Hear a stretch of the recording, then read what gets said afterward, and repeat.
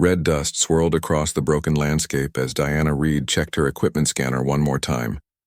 The atmospheric processor she came to fix was still acting strange, showing readings that made no sense. She wiped sweat from her forehead and squinted at the horizon. Redstone Station sat 3 kilometers behind her, a cluster of gray buildings against endless crimson sand. She had worked as a technician here for 2 years, fixing machines that kept colonists breathing on this harsh world. Her scanner beeped. Something large was out there, past the rocky ridge.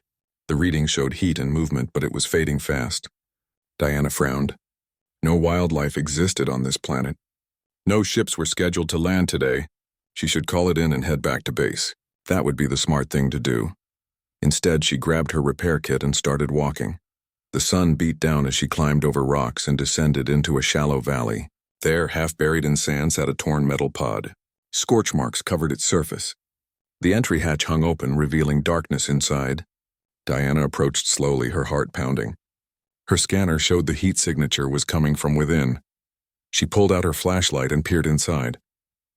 What she saw made her gasp.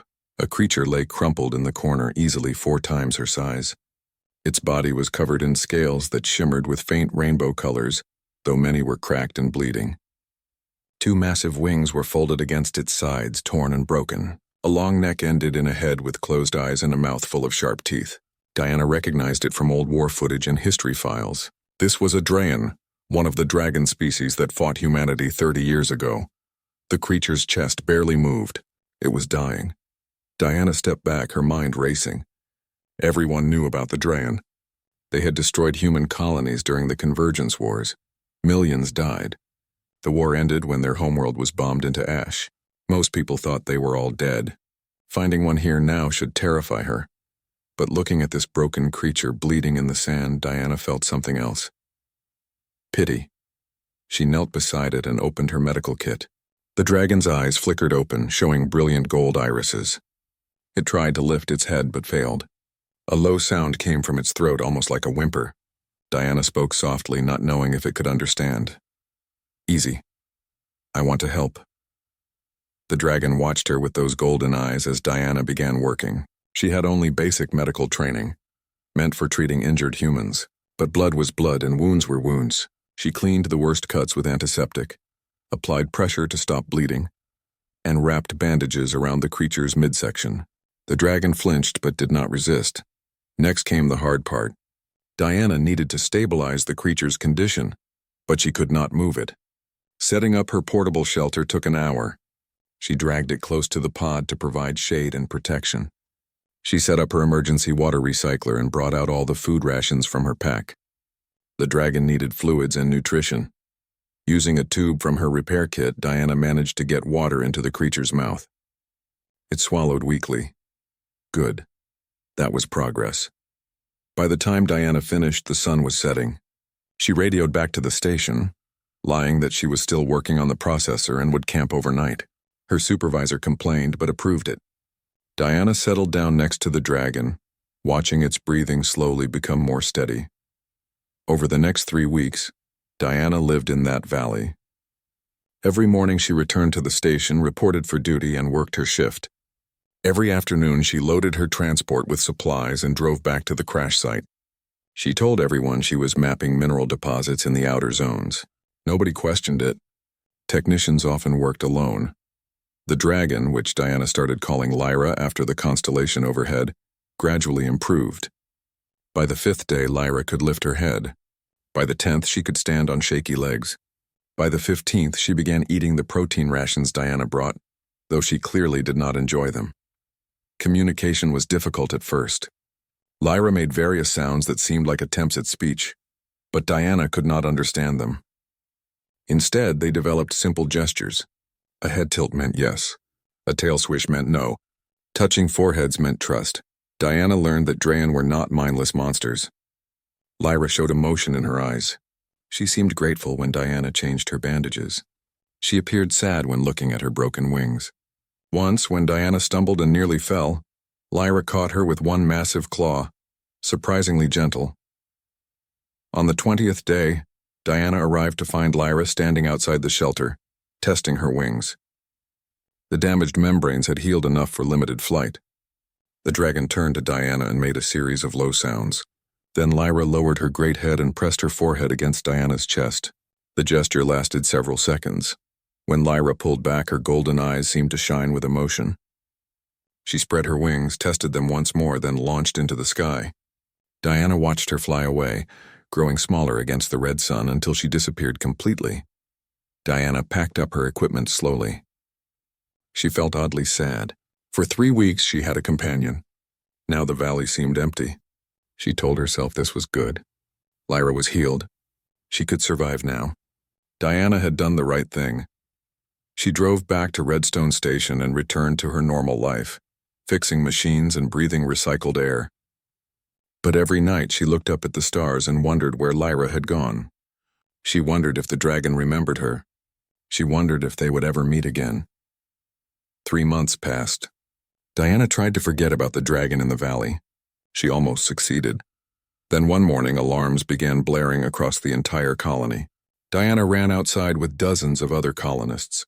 There, descending from the sky in formation, came 12 massive shapes with wings spread wide. The dragons had returned. Chaos erupted across Redstone Station as the dragons descended. People screamed and ran for shelter. Children cried. The defense turrets on the outer walls began tracking the incoming creatures, their targeting systems locking on. Diana heard the high-pitched whine of weapons charging up. In seconds, those guns would fire and turn the sky into a battlefield. No, wait, Diana shouted, but her voice was lost in the panic. She ran toward the command center, pushing through the crowd. Inside, Administrator Ruth stood at the control panel, her hand hovering over the firing button. 6 other officials surrounded her, all looking terrified. On the main screen, the dragons grew larger as they approached. Administrator, please wait. Diana burst through the door. Do not shoot. Ruth turned, her face pale. Reed, get to a shelter. Those things will kill us all. No, they will not. I know them. I know one of them. Please just wait. You know them. What are you talking about? Diana had no time to explain. Through the window, she could see the lead dragon, larger than the others, with scales that shimmered rainbow colors even from this distance. Lyra. It had to be Lyra. Trust me. Give me 5 minutes. If I am wrong, you can shoot them all. Ruth stared at Diana for a long moment, then nodded. 5 minutes. Not 1 second more. She released the firing button but kept her hand ready. Diana ran back outside. The dragons were landing now, their massive bodies touching down in the open area beyond the colony walls. Each one was enormous, easily the size of a transport shuttle. Their wings folded against their sides as their claws dug into the red sand. Colonists watched from windows and doorways, too scared to move. The largest dragon, the one in front, raised its head and looked directly at Diana. Those golden eyes were unmistakable. Lyra. Diana walked forward slowly, her hands raised to show she was unarmed. Her heart hammered in her chest, but she kept walking. Behind her, she heard Ruth's voice over the intercom, ordering everyone to stay calm. The defense guns tracked her movement, ready to fire if anything went wrong. Lyra lowered her head as Diana approached. The dragon made a deep rumbling sound that seemed almost like a greeting. Diana reached out and touched Lyra's snout. The scales felt warm under her fingers. You came back, Diana whispered. Lyra made another sound, then turned her head toward the other dragons. She called out in a series of clicks and roars. The other 11 dragons responded, their voices creating a strange harmony. Then something happened that Diana did not expect. The dragons began unloading objects from harnesses strapped to their bodies. Large crystalline chunks that glittered in the sunlight fell to the ground in neat piles. Diana recognized them immediately. Quantum crystals, the rarest and most valuable mineral in this sector of space. Each piece was worth more than she earned in a year. There were hundreds of pieces. The dragons were bringing gifts. More colonists emerged from hiding as they realized what was happening. Ruth came out of the command center, walking carefully toward Diana. She stared at the growing pile of crystals, her eyes wide. What is this? Ruth asked. Diana looked at Lyra, then back at Ruth. I think it is payment. Or maybe thanks. I helped one of them when she was injured. She brought her family to return the favor. Ruth examined the crystals, then looked up at the dragons. 12 pairs of eyes watched her calmly. This is insane. These creatures fought us 30 years ago. They killed millions of humans. That was a different time. These dragons are just trying to survive. Look at them. They are not attacking. They are offering alliance. We cannot harbor Draen. The other species in the collective will turn against us. We will lose trade agreements. We could start another war. Diana stepped closer to Ruth. Or we could show the galaxy that humans judge others by their actions today, not by what their ancestors did. These dragons need help. We can give it. Ruth looked uncertain. She turned to the other officials who had followed her outside. They argued in hushed voices. Diana could hear some wanting to refuse, others wanting to at least negotiate. Finally, Ruth held up her hand for silence. We will allow the Draen to stay temporarily while we discuss this matter with Earth authorities. They can camp in the valley 5 kilometers west of here. But any aggressive action and we will defend ourselves. Make sure they understand that. Diana nodded and turned to Lyra. Using gestures and simple words, she tried to explain the decision. Lyra seemed to understand. She called to the other dragons and they gathered the crystals, leaving them in front of the colony gates. Then one by one they took flight and headed toward the western valley. Lyra remained behind for a moment. She touched her forehead to Diana's one more time, then followed her pack into the sky. Over the next week, a fragile peace developed. The dragons kept to their valley camp. Diana visited them every day, bringing supplies and trying to communicate. She cobbled together a translation device using old alien language databases and her own technical skills. It was rough, but it worked well enough for basic conversation. Through broken translations, Diana learned the truth. Only 43 Draen remained alive in the entire galaxy. After their homeworld was destroyed, the survivors fled to the far edges of known space. They had been hunted by species who blamed them for the war. They were slowly dying out, unable to find safe places to live or raise young. Lyra's pack represented the last hope of their species. When Lyra told them how a human had saved her life, they made a desperate decision. They would ask humanity for something they never asked anyone before. Sanctuary. Diana brought this information back to Ruth. They want to stay. They want protection. In exchange, they offer their help. They can do things we cannot. They can fly into storms, mine in dangerous areas, explore regions our ships cannot reach. They are offering partnership. Ruth looked troubled. The collective will not accept this. The Kashari species lost 3 colonies to the Draen during the wars. They will demand we turn the dragons over for trial. The dragons had nothing to do with those attacks. These ones were children when the war happened. Punishing them for their ancestors' crimes is wrong. Maybe.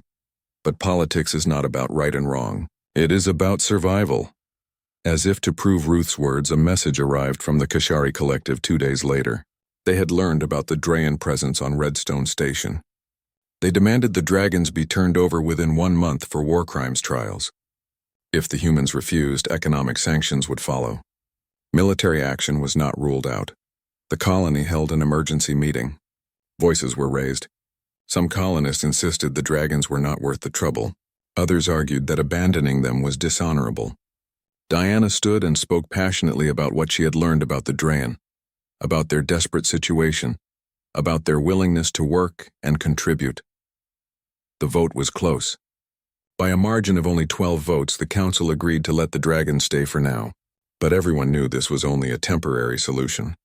Eventually, they would have to make a final choice: protect the dragons or protect themselves. That night, Diana sat in the valley with Lyra. The dragon could sense her worry. Through the translation device, Lyra spoke slowly. "We will leave if we must. We do not wish to bring harm to you." Diana shook her head. "You deserve a chance to live. Everyone does. I will find a way to help you. I promise." Lyra made a sound like a sigh.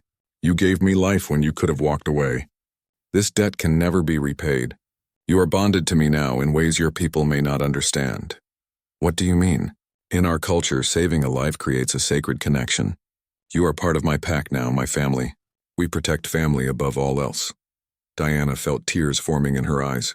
She reached out and touched Lyra's massive claw. "Then I guess we are family. And families do not abandon each other." The dragon's golden eyes seemed to glow in the darkness. Somewhere above, the stars watched their unlikely friendship grow stronger. Neither human nor dragon knew what the future would bring, but they would face it together. Sunrise painted the valley in shades of orange and gold as Diana approached the dragon camp.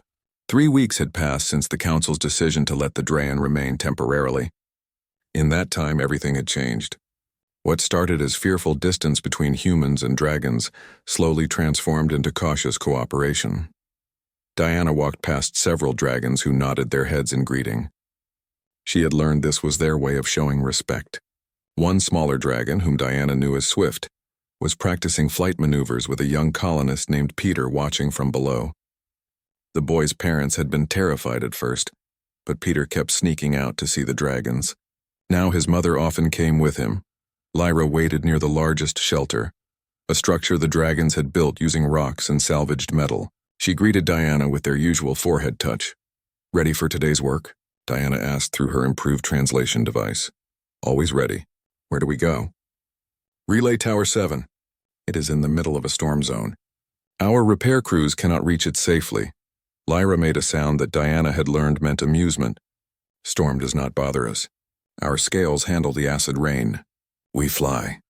Within minutes, Diana was secured in a specially designed harness on Lyra's back. It had taken many tries to create something safe and comfortable for both of them. Now it felt almost natural. Lyra spread her massive wings and launched into the sky. Flying on dragonback was incredible. The wind rushed past as the ground fell away.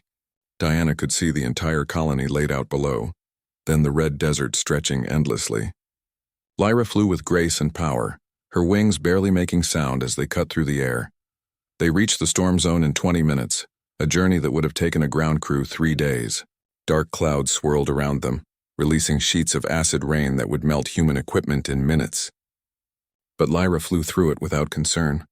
Her scales shed the dangerous liquid like it was ordinary water. The relay tower rose from a rocky peak, its transmitters damaged by lightning. Diana worked quickly, replacing burnt circuits and welding new connections. Lyra circled above, keeping watch. When a particularly violent wind gust nearly knocked Diana off the platform, Lyra swooped in and steadied her with one claw. "Careful, small friend. Long fall, thanks. Almost done." The repair took an hour. When Diana finished, the tower hummed back to life, its lights blinking green. Communication range for the colony just increased by 200 kilometers. Ruth would be pleased. Flying back, Diana noticed several other dragons working with human teams. 2 dragons were carrying heavy mining equipment to a new dig site. Another was using its fire breath to help welders cut through thick metal plating. The partnership was working better than anyone expected. Back at the colony, Diana filed her report. Ruth read it and nodded approvingly. "Good work. The dragons have helped us accomplish more in 3 weeks than we managed in the past 6 months. But we still have a problem." She pulled up a message on her display. It was from the Kashari Collective. The deadline for turning over the dragons was now 2 weeks away. They were sending a delegation to ensure compliance. "What will you tell them?" Diana asked. "I have been in contact with Earth authorities. Colonial administration is reviewing our request for formal asylum for the Draen, but the decision-makers are taking their time. They have to consider political implications. These dragons are not political pieces. They are living beings who need help, I agree. But I am just an administrator on a small colony. I do not make decisions for all humanity." Diana left the office feeling frustrated. She returned to the valley where Lyra and several other dragons were resting. Through her translator, Diana explained the situation. The dragons listened silently. An older dragon named Ash, who seemed to be the pack's leader, spoke in a deep voice. "We knew this would come. We are grateful for the time you have given us. When the delegation arrives, we will leave peacefully." "Where will you go?" Diana asked, far beyond mapped space. "We will hide until we cannot hide anymore." "That is not living. That is just waiting to die." Ash's dark eyes met hers. "It is all we have known for many years." Diana felt anger rising in her chest. These creatures had suffered enough. They deserved better. She thought about everything she had learned about Draen culture over the past weeks. About their honor system. About their loyalty. About the concept Lyra had mentioned, the soul bond. Lyra told me about bonds. How saving a life creates a sacred connection. Tell me more about that. Ash glanced at Lyra, then back to Diana. "It is our oldest tradition. When one being saves another from death, their spirits become linked. It is why Lyra brought us to you. Her bond with you extended to all of us. We are all connected now. What is the deepest level of bond? The binding of fire and will. It is permanent. Two beings merge part of their essence. They can feel each other across any distance, share thoughts, share strength, but it is dangerous. If one dies, the other suffers greatly, sometimes dies too. It is only done between mates or in the most sacred circumstances. Diana absorbed this information. An idea was forming in her mind. A crazy, possibly stupid idea, but maybe crazy was what they needed. That evening, a ship arrived from Earth. Not the Kashari delegation, but something unexpected. A military transport. It landed at the colony's spaceport and outstepped a man in an admiral's uniform. His name was Admiral Pierce, and Diana recognized him from history files. He was a war hero who had fought against the Drayan decades ago. Everyone assumed he came to arrest the dragons. But Pierce surprised them all. He requested a meeting with the Drayan pack leaders.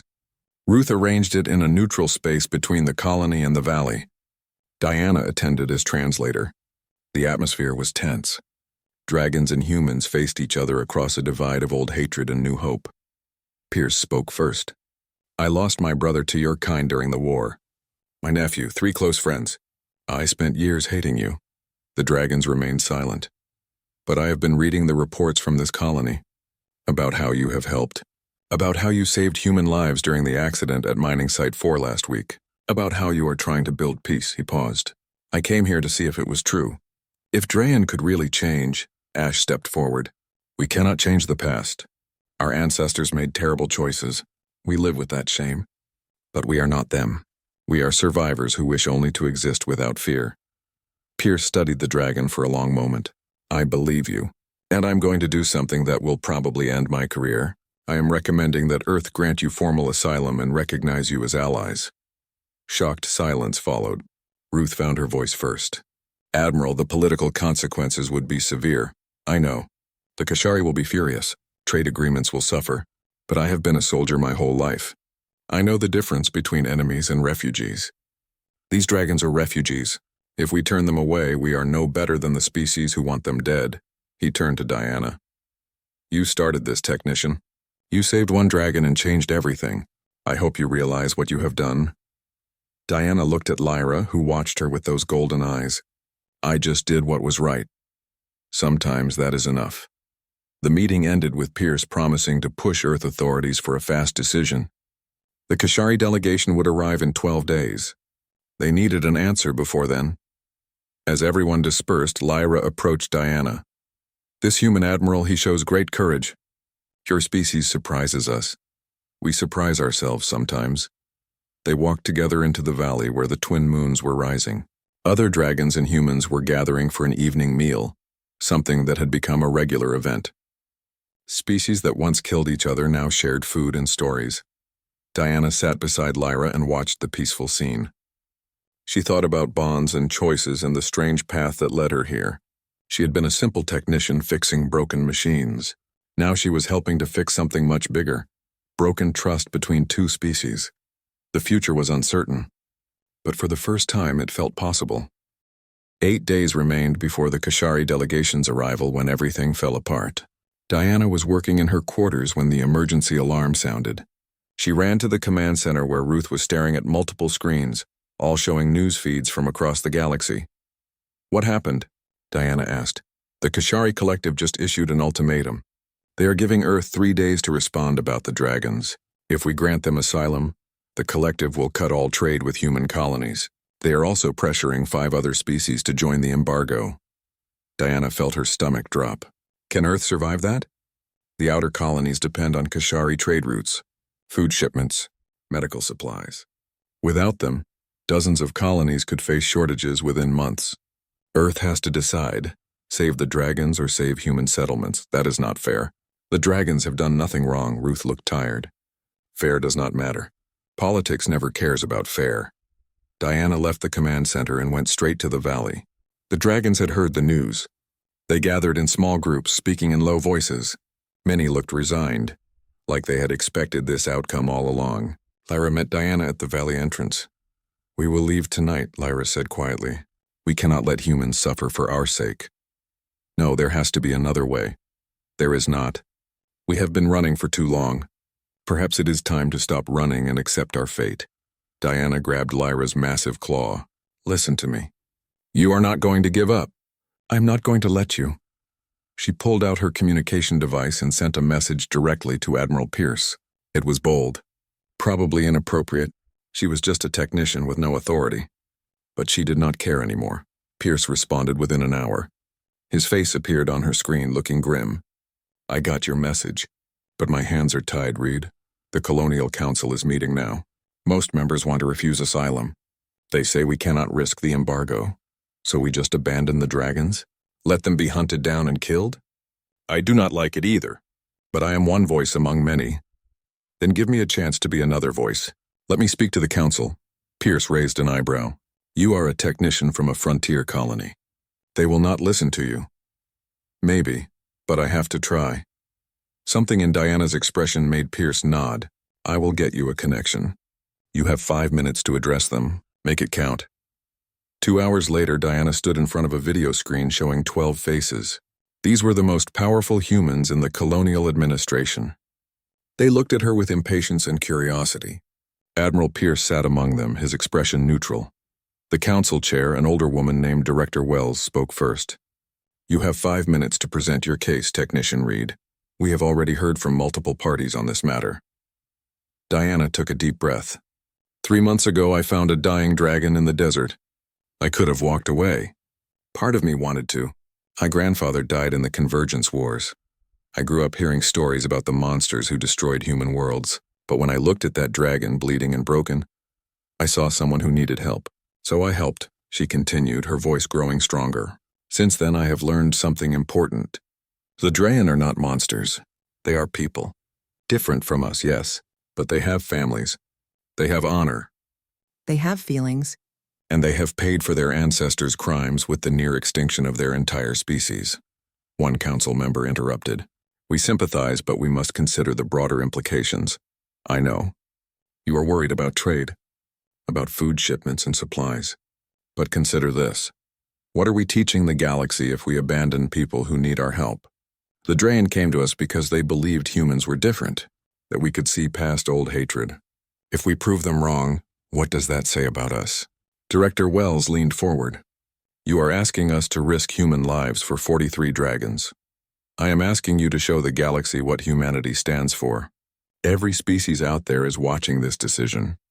If we choose compassion over convenience, we become leaders. If we choose the easy path, we become followers. Diana pulled up data on her screen. Look at what the dragons have accomplished in 3 weeks. They have increased our mining output by 40%. They have repaired equipment in areas too dangerous for humans. They saved 6 lives during the mining accident last week. They are not asking for charity. They are offering partnership. Another council member spoke. The Kashari have made their position clear. This will damage our relationship with them. The Kashari are living in the past, Diana said firmly. They want revenge, not justice. These specific dragons did nothing to them. Punishing them for being born Draen is wrong. And if the Kashari cannot understand that, maybe we need to reconsider who our allies should be. Silence filled the chamber. Diana could see the council members exchanging glances. Some looked sympathetic. Others looked unconvinced. Director Wells finally spoke. You have given us much to think about. We will continue our deliberations. Thank you for your testimony. The screen went dark. Diana slumped in her chair, exhausted. She had said everything she could. Now it was out of her hands. The next day felt like torture. Diana tried to work but could not focus. The dragons remained in the valley, preparing to leave. They packed what few possessions they had. Some of the younger dragons said goodbye to human friends they had made. It was heartbreaking to watch. Lyra found Diana sitting on a rock overlooking the valley. The dragon settled beside her without speaking. They sat together in silence, watching the sun set. Finally, Diana spoke. If they say no, where will you go? Beyond the edge of mapped space. There are old ruins there. We might be able to hide for a while. That is not life. It is all we have. Diana turned to look at her friend. I wish I could do more. Lyra touched her forehead to Diana's. You did more than anyone. You gave us hope. For a little while, we believed we could have a future. That is a gift. They remained there as darkness fell, 2 beings from different worlds bound by friendship. The answer came at dawn. Administrator Ruth herself brought the message to Diana's quarters. Her expression was unreadable. The council made their decision. Diana held her breath. And? Ruth smiled, a real smile that reached her eyes. They said yes. Earth is granting formal asylum to the Drayan people. Admiral Pierce and Director Wells pushed it through. The vote was close, but it passed. Diana felt tears streaming down her face. What about the Kashari embargo? Earth is accepting that risk. Pierce made a statement that will be broadcast across the galaxy.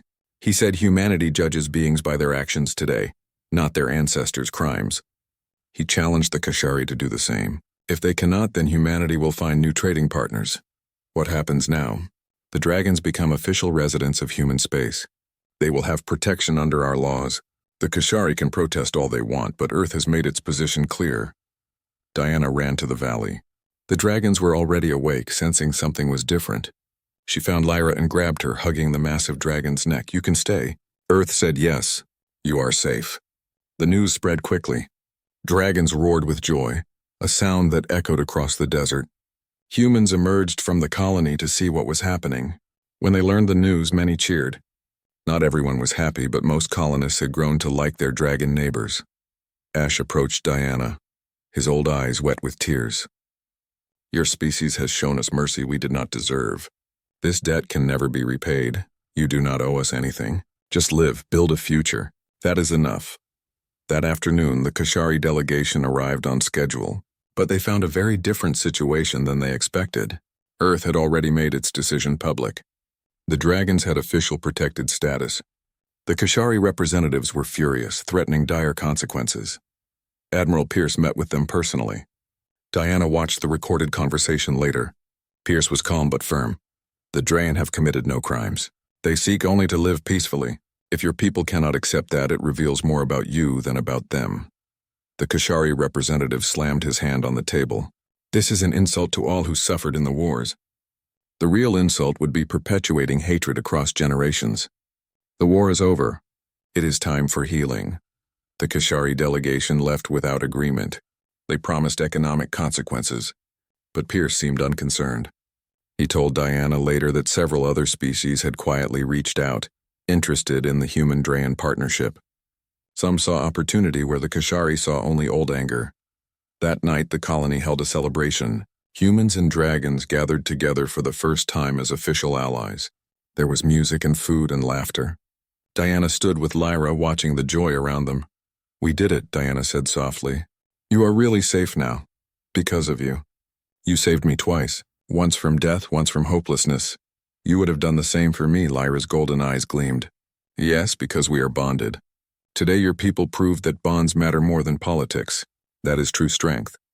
As the celebration continued, Diana felt something shift inside her. This was just the beginning.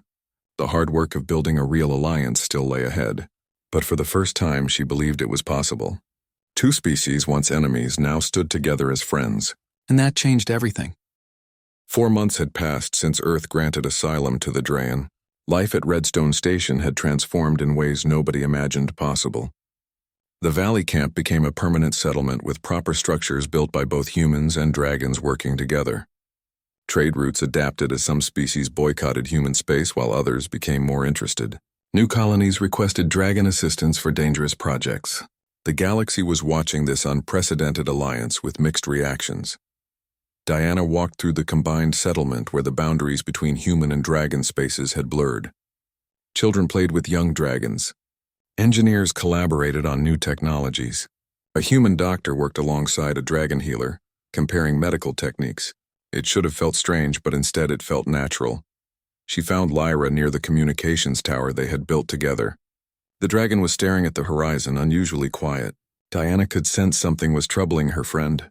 What is wrong? Diana asked. Lyra turned, her golden eyes reflecting concern. I have been thinking about bonds. About how fragile this peace still is. About how much depends on trust between our species. The alliance is strong. Look at everything we have built. Yes, but alliances can break. Laws can change. What happens if a new Earth government decides we are too much trouble? What if political pressure forces them to reverse the asylum decision? Diana had not considered this. Earth gave its word. Words change. But there is something that does not change. Something permanent. Lyra paused, seeming to gather courage. I want to offer you the binding of fire and will. Diana felt her heart skip. They had discussed this before, but only in theory. The binding was the deepest level of connection in Drayan culture. It was permanent and potentially dangerous. If one partner died, the other might die too or suffer terrible pain. Lyra, you explained how serious this is. Are you certain? I have never been more certain of anything. You saved my life. You saved my entire species. You are already my sister in spirit. I want to make it official. I want our bond to be unbreakable. What would it mean exactly? Lyra settled down to explain. The binding merges part of our life essence. You would carry a piece of me and I would carry a piece of you. We would sense each other's emotions across any distance. In times of danger, we could share strength. You would gain some understanding of Drayan language and culture naturally, and the bond would last until death. And the risks? If you die, I will feel it intensely. I may not survive it. The same applies to you if I die. Also, the process itself is painful. Your body must adapt to hosting dragon essence. It has never been done with a human before. I do not know if it will work. Diana sat down on a rock, processing this information. Why now? Why are you asking me this now? Because I see the future more clearly than before. Our species will work together for many years, but individual relationships will define how strong that cooperation becomes. If you and I bind ourselves permanently, it sends a message to both our peoples. It shows commitment that goes beyond politics or convenience. Diana thought about everything that had happened, about finding Lyra dying in the desert, about the difficult choices that followed, about Admiral Pierce risking his career, about humans and dragons learning to trust each other. This bond would be another step forward. A profound one, but it was also personal. Diana cared deeply for Lyra. The dragon had become her closest friend. The idea of being connected on such a fundamental level felt right, despite the risks. When would we do this? Diana asked quietly. Lyra's eyes brightened. You are considering it? Yes, you are my family, Lyra. If this makes our bond official, then I want it. We would need to prepare carefully. The ceremony requires both our people's presence. It must be witnessed, and you would need time to understand what you are accepting. Over the next week, Diana learned everything about the binding ceremony. Ash, the pack elder, explained the ancient ritual's history. It dated back thousands of years in Drayan culture. Originally performed only between mates, it later expanded to include the most sacred friendships and alliances. But it had never been attempted between species before. The medical staff expressed concerns. Dr. Chen examined Diana thoroughly and consulted with the Drayan healer. They concluded the procedure was risky but likely survivable. Diana's body would need time to adapt to housing dragon essence, but humans were remarkably adaptable. Ruth called Diana into her office. You understand this is permanent? There is no reversing it. I understand. And you are willing to accept the risks? Lyra accepted the risk of trusting humanity when she was dying in that desert. This is my answer to that trust. Ruth studied Diana for a long moment, then nodded. You have become more than a technician, Diana. You have become a symbol. What you do matters to both species now. Are you ready for that responsibility? I do not know, but I am ready to try. News of the planned binding spread quickly. Some humans thought Diana was making a mistake. Others saw it as heroic. Among the dragons, there was universal approval. Several dragons approached Diana with deep respect, thanking her for honoring their traditions. The ceremony was scheduled for the night of the twin moons, considered auspicious in Drayan culture. Both communities spent days preparing. Humans and dragons worked together to create a ceremonial space in neutral ground between the settlement and the valley. They built a circular platform with symbols from both cultures carved into the stone. The night arrived clear and bright. Nearly everyone from the colony attended, along with all 43 dragons. They formed a large circle around the platform. Diana wore simple clothing as instructed, with no metal or synthetic materials that might interfere with the process. Lyra stood at the platform's center, her scales gleaming in the moonlight. Ash conducted the ceremony, speaking in the old Drayan language while Diana's translator converted his words. He spoke of bonds and loyalty, of sacrifice and trust, of two beings choosing to become something greater than themselves. Diana climbed onto the platform and faced Lyra. Her heart raced with nervousness and anticipation. Lyra lowered her head until their foreheads touched. Are you ready? Lyra whispered. Yes. What happened next was difficult to describe. Lyra began to hum, a deep resonant sound that seemed to vibrate through Diana's entire body. The other dragons joined in, creating a harmony that filled the air. Diana felt heat building where her skin touched Lyra's scales. Then the transfer began. Diana gasped as she felt something enter her, a presence that was foreign yet familiar. It was not painful exactly, but intensely overwhelming. Her vision blurred. She saw memories that were not hers. Flying through clouds, hunting in ancient forests, the destruction of a homeworld. These were Lyra's memories flooding into her consciousness. At the same time, Diana felt her own essence reaching out, flowing into Lyra. She shared her memories, growing up on Earth, her first day as a technician, finding Lyra in the desert. Everything that made her who she was, she gave freely. The process seemed to last hours, but probably took only minutes. When it ended, Diana collapsed. Lyra caught her gently with one massive claw. Diana's body felt like it was burning from the inside. She heard Dr. Chen rushing forward, but she waved him away. "I am fine. Just need a moment." She was not fine. Every nerve felt electrified. Her mind was processing new information, adapting to the dragon essence now living inside her. But gradually the pain subsided. Something else took its place, a connection. She could feel Lyra's presence in her mind, warm and reassuring. Not intrusive, but there. Always there. Diana stood on shaky legs. She looked at Lyra and knew without words that Lyra felt the same connection. They were bound now. Truly bound. Lyra spoke, but Diana heard her in two ways. Through her ears as translated speech and directly in her mind as pure meaning. "Welcome, sister. We are one now." Diana smiled through tears. "Yes, we are." The assembled crowd erupted in cheers and roars. Humans and dragons celebrated together, marking this historic moment, but Diana barely noticed. She was too focused on the incredible sensation of being connected to another mind, another soul. Over the following days, Diana adjusted to her new reality. The bond allowed her to sense Lyra's emotions and general location at all times. When Lyra flew, Diana felt the echo of wind beneath wings. When Diana worked on complex repairs, Lyra felt the satisfaction of solving problems. They were still separate beings, but now they shared something profound. Other pairs began considering similar bonds. A young colonist named Peter asked if he could bond with Swift, the dragon he had befriended. An engineer wanted to bond with the dragon she worked with daily. The idea was spreading. Within 2 months, 7 more human-dragon pairs completed the binding ceremony.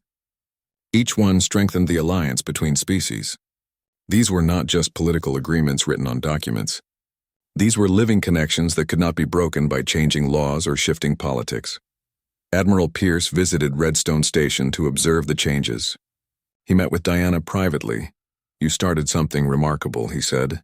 "Earth Command is receiving reports of increased cooperation on every colony where humans and dragons work together. But these bondings are the key. You created a template for true integration." "I just followed my heart," Diana replied. "Lyra was my friend. Making it official felt right. Sometimes the right thing is also the revolutionary thing. You have changed the future, Diana, for both species." Diana walked with Lyra that evening, enjoying the sunset. She could feel the dragon's contentment through their bond. Life was good. Difficult sometimes, but good. "Do you have any regrets?" Diana asked.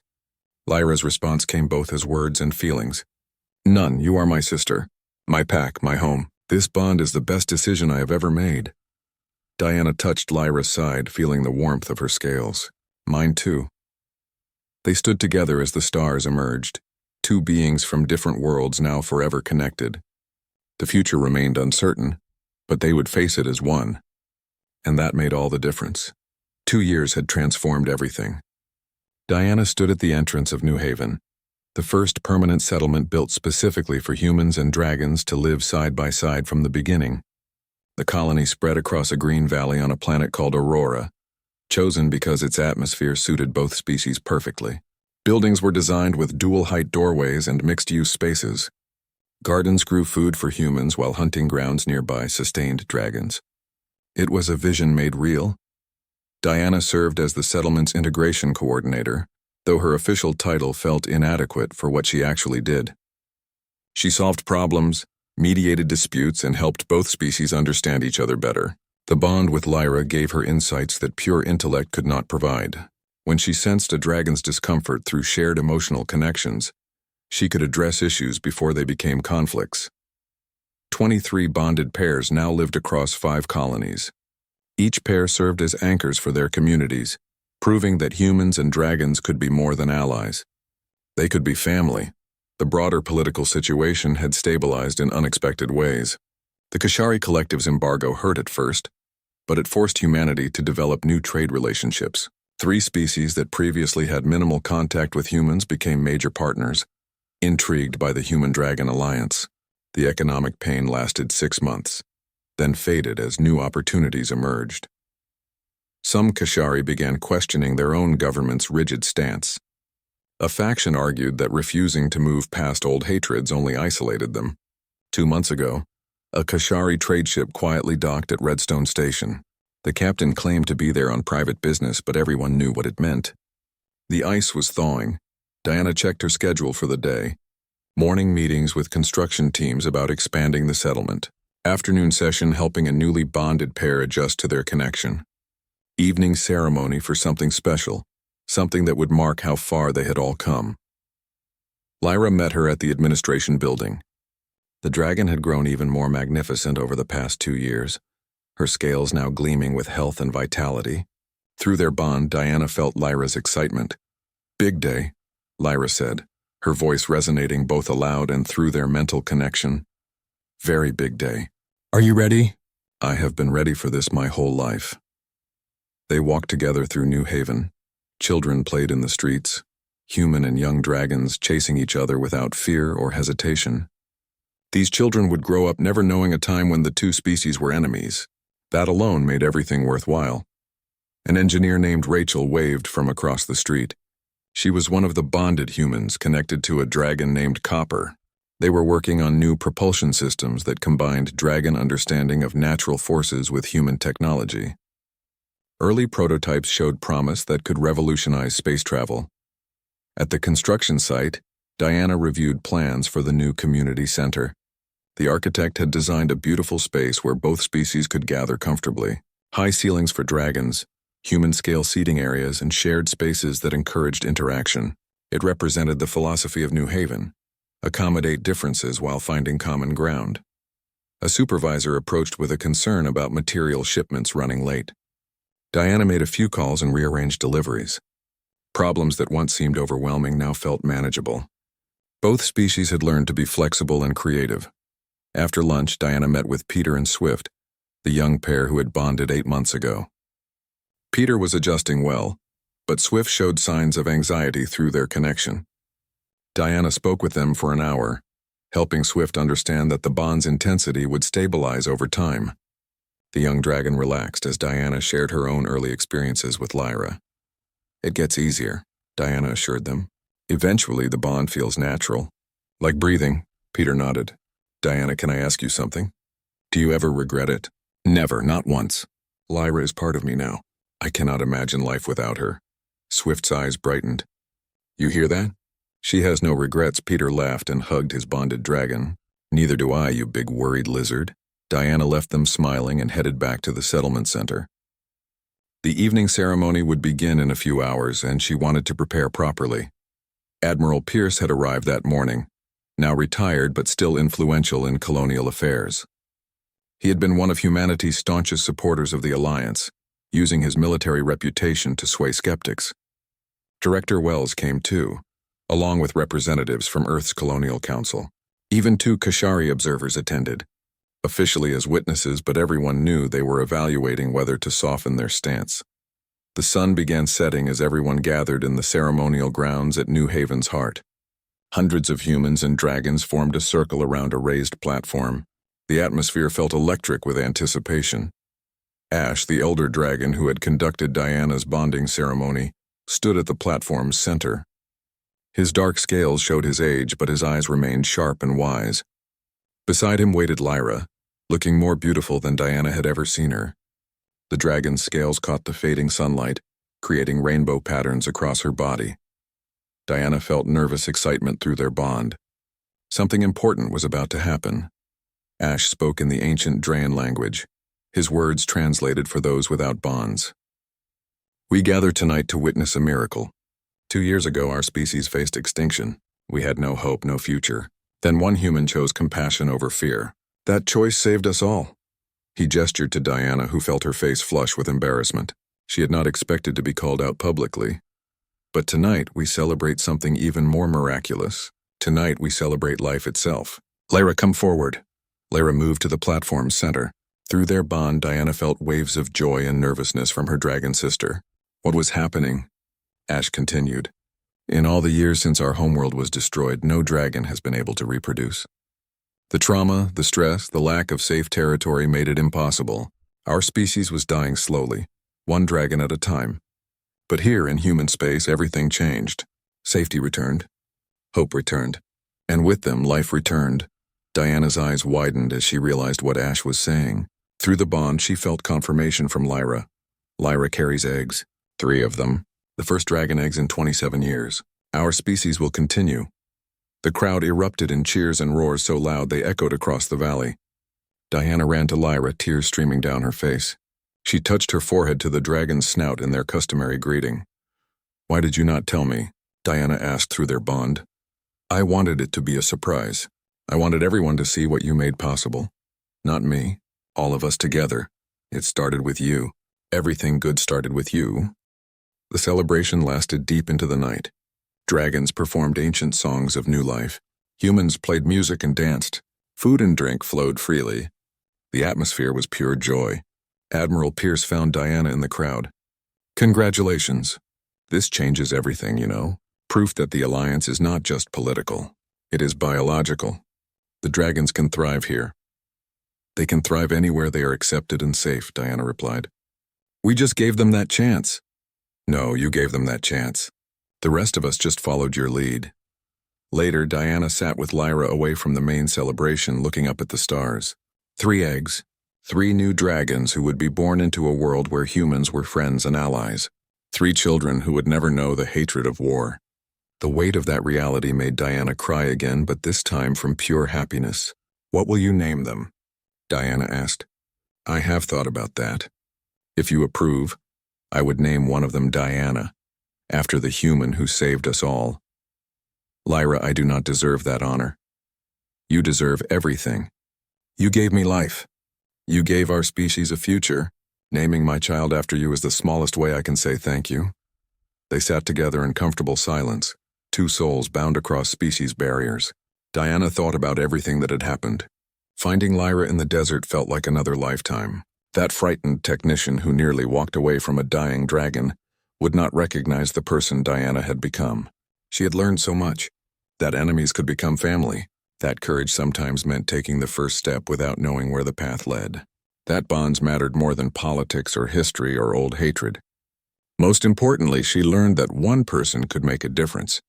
Not through grand gestures or dramatic acts, but through simple compassion and the willingness to see past fear. The next morning, Diana woke to a message from Earth. The Colonial Council had voted to establish 10 more mixed settlements like New Haven. Resources were being allocated. More dragons would be coming out of hiding. Drawn by news that safety existed, hundreds of humans had applied to work with dragons and potentially bond with them. The movement they started was spreading. Diana met with her team to discuss expansion plans.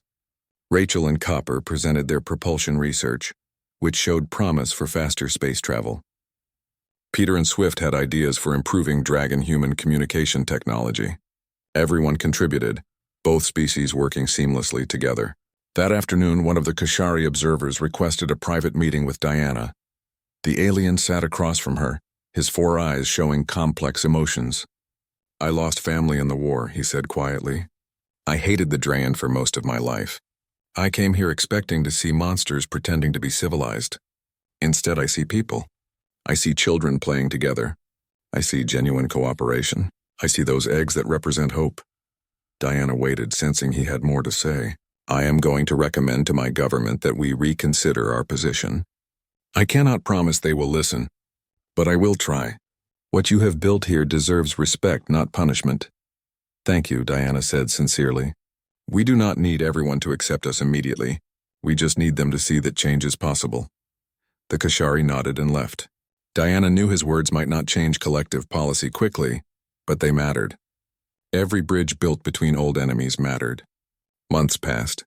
Lyra's eggs developed normally. Medical teams from both species monitored her carefully.